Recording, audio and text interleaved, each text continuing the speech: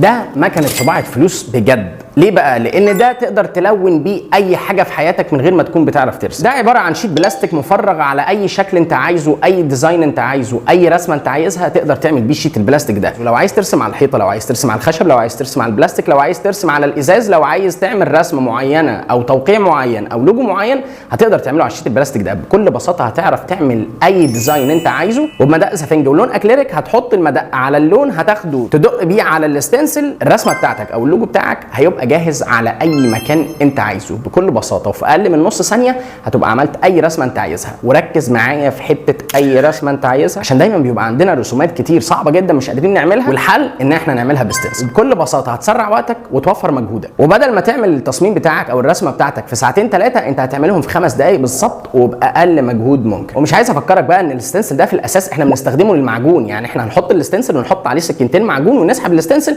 هنلاقي المعجون ثابت بنفس الطريقه اللي سبناها عليه. يعني هتبقى بترسم بالمعجون على اي حاجه انت عايزها، زي الخشب، زي الكانفاس، حاجات كتير جدا جدا. خد بقى الفكره ديت وابدا انت طورها وشوف انت ممكن تعمل بيها رسومات بارزه عامله ازاي. لو عايز تطلب الستنسل ده هتلاقيه موجود عندنا على الويب سايت، او موجود اوف لاين في الفروع بتاعتنا الزمالك او الهضبه. اسالنا تحت على العنوان او اطلب مننا اوردر في الرسائل، هنبعته لك خلال 3 ايام. ولو عايز تتفرج على الباكجات اللي عليها عروض دلوقتي، خش على الويب سايت.